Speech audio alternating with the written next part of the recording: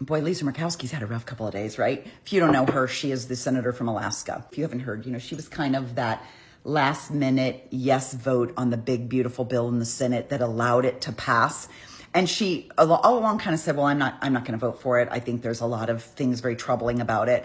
And then someone whispered in her ear, well, what if we just didn't enact all of it in Alaska? Like, what if Alaska could be like status quo and everybody else could suffer? And Lisa Murkowski was like, yeah, bitch, I'm in. And so she said yes. Then she immediately ran to reporters and said, oh, well, I don't think it should pass. Like, the president shouldn't sign it in its current form. There's so much more work that needs to be done. It shouldn't pass. Bitch, you just passed it. And we've had a field day picking on her for the last, 36, 48 hours, whatever it's been.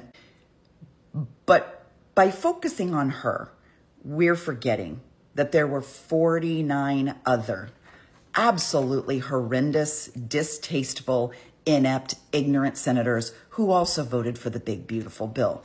And for those of you who don't know, it's called the big, beautiful bill, but it is about as beautiful as a rusting Stanley cup full of dumpster juice. Like, it is so fucking gross. It is probably the most hurtful bill that has ever been passed by Congress in my lifetime. And I knew already going into this that if I started talking about those 49 senators, I was going to have a hard time articulating just how terrible they were. So I busted out the thesaurus and I came up with a whole list of names that I could refer to them as to try to get the point across. So in order to give the richest Americans $5 trillion in tax cuts, a number of things have to go away. Of course, the appalling, hideously hateful, mean, cruel, gruesome, and monstrous senators are perfectly okay with nearly 12 million people potentially losing their health care, rural hospital and nursing home closures because they can no longer be funded. The desperate and egregious, extreme and intolerable senators also were okay right-sizing the safety net. They're very concerned about the funding going to help. And by the way, Medicaid primarily helps pregnant women, the disabled, and children.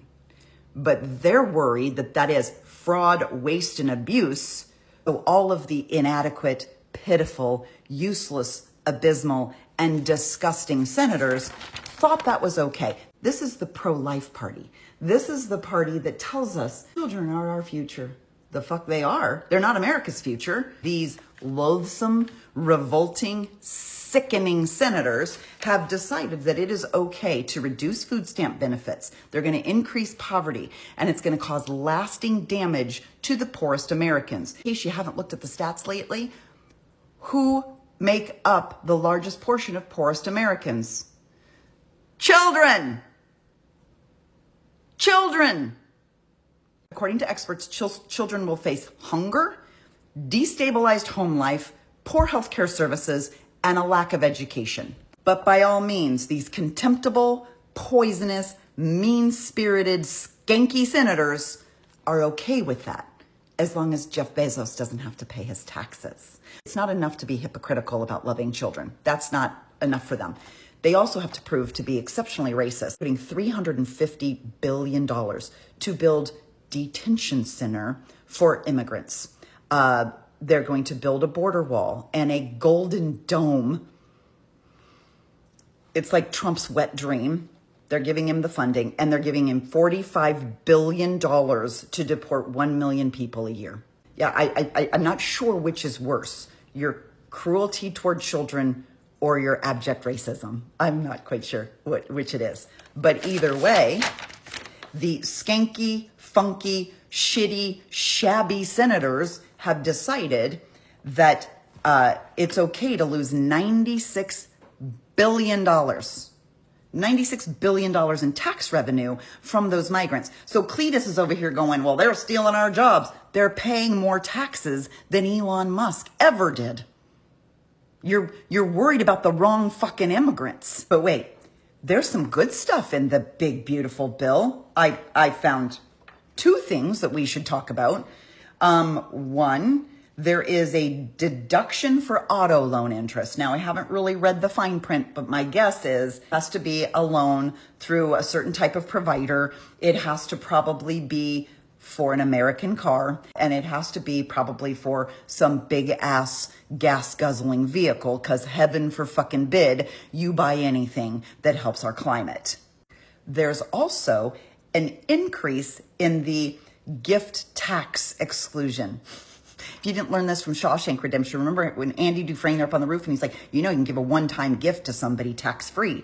Back then it was $10,000. These predatory, money-grubbing, gluttonous, ravenous, self-indulgent, insatiable, piggish dickheads have raised it to $15 million. Congratulations. You are going to be allowed to gift $15 million to a family member or to a friend tax-free. Hallelujah. We were all hoping that one would come through. But I would be remiss if I didn't say a hearty thanks to the dense, brainless, slow-witted, empty-headed, vacuous, idiotic, gullible half-wits that voted for this guy. Because he told you exactly what he was going to do. They wrote a whole fucking book. And I'm sorry you didn't take the time to read it. But don't come on here and cry that this isn't what you voted for. It's exactly what you voted for.